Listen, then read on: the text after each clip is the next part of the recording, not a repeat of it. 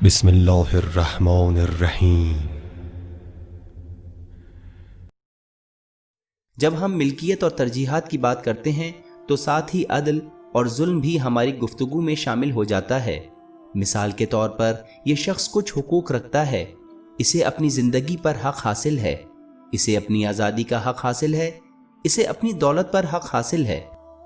اب اس شخص کے پاس بھی یہی حقوق ہیں اور باقی تمام لوگوں کو بھی یہ حقوق حاصل ہیں۔ اب اگر یہ شخص اس شخص کے حقوق چھیننا چاہتا ہو، اس کی دولت چھیننا چاہتا ہو اور اسی طرح باقی حقوق، تو پھر یہ ظلم کہلائے گا۔ لہٰذا جب ہم عدل کی بات کرتے ہیں تو پھر ہم ملکیت اور ترجیحات کے بارے میں بھی بات کرتے ہیں۔ سوال: کیا عدل کی یہ تفہیم اللہ اور اس کی مخلوق کے درمیان تعلق پر بھی لاگو ہوگی؟ جواب: نہیں، کیونکہ تمام حتمی حقوق اللہ تعالیٰ کو حاصل ہیں۔ جو کچھ میں سمجھتا ہوں کہ میری ملکیت ہے، دراصل وہ اللہ کی ملکیت ہے۔ لہٰذا اللہ تبارک و تعالیٰ کے مقابلے میں ہمیں کسی بھی چیز پر کوئی ملکیت حاصل نہیں ہوگی۔ اگر اللہ تبارک و تعالیٰ یہ فیصلہ کرے کہ مجھ سے میری زندگی لے لے، حقیقت میں اس بارے میں سوچنا کہ یہ میرے ساتھ ظلم ہے غلط ہوگا، کیونکہ زندگی شروع سے ہی میری ملکیت میں نہیں تھی۔ جب اللہ کسی سے دولت واپس لینے کا فیصلہ کرتا ہے تو پھر اس کو بھی یہ حق حاصل نہیں کہ اسے اپنی ملکیت کہے، کیونکہ وہ اللہ کی ہی تھی جو اس نے واپس لے لی۔ بے شک اللہ تعالیٰ ہی دانا و حکیم ہے اور کوئی کام حکمت کے بغیر نہیں کرتا۔ اب ہم سماجی عدل، ملکیت اور ترجیحات کے بارے میں جان چکے ہیں کہ یہ سب اس وقت کسی کام کے نہیں جب اللہ تعالیٰ کی بات کی جائے، کیونکہ وہی حتمی مالک ہے۔ قرآن کریم میں اللہ تبارک و تعالیٰ کا سورہ تغابن میں ارشاد ہے: جو کچھ آسمانوں میں اور جو کچھ زمین میں ہے وہ اللہ کی تسبیح کرتی ہے، اسی کی بادشاہی ہے اور تمام تعریفیں اسی کے لیے ہیں۔ اسی طرح قرآن کریم میں سورہ ہود میں ارشاد گرامی ہے: اور آسمانوں اور زمین میں چھپی چیزوں کا علم اللہ ہی کو ہے اور تمام امور کا رجوع اسی کی طرف ہے۔ لہٰذا اس تعریف کے مطابق ہم اللہ تعالیٰ کو ظالم نہیں کہہ سکتے، کیونکہ جو وہ کرنے کا فیصلہ کرتا ہے اسے وہ کرنے کا پورا حق حاصل ہے۔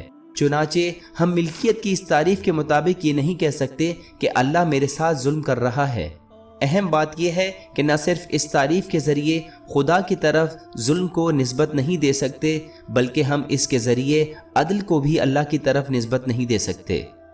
کیوں؟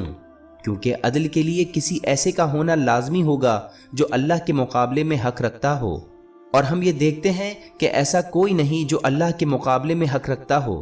اس لیے کوئی بھی یہ نہیں کہہ سکتا کہ اللہ اس لیے عادل ہے کہ اس نے مجھے میرے حقوق دیے۔ اس تفہیم کے مطابق ہم نے عدل اور ناانصافی کو نکال دیا۔ اب اگر ہم ملکیت اور ترجیحات کے معاملے میں عدل الہی کو نہ سمجھ سکے تو ہم عدل الہی کو کیسے سمجھیں گے؟ اگر سماج کی بات ہو اور ہم عدل الہی کو سماج کے لیے دیکھیں تو یہ رسالت کا مقصد اور ہدف بن جاتا ہے۔ رسالت کے لیے عدل شرط لازم ہے اور رسول ہمیں اللہ تعالیٰ کا عدل دکھاتا ہے۔ اللہ تبارک و تعالیٰ قرآن کی سورہ حدید میں فرماتا ہے: بے شک ہم نے اپنے رسولوں کو روشن دلیلوں کے ساتھ بھیجا اور ان کے ساتھ کتاب اور عدل کی ترازو اتاری کہ لوگ انصاف پر قائم ہوں۔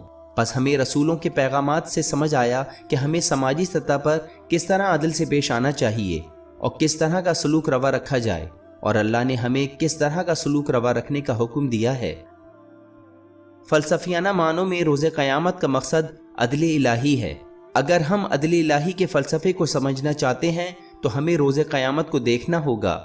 یہ وہ دن ہوگا کہ جب اللہ تعالیٰ کا عدل سب پر مکمل طور پر عیاں ہوگا۔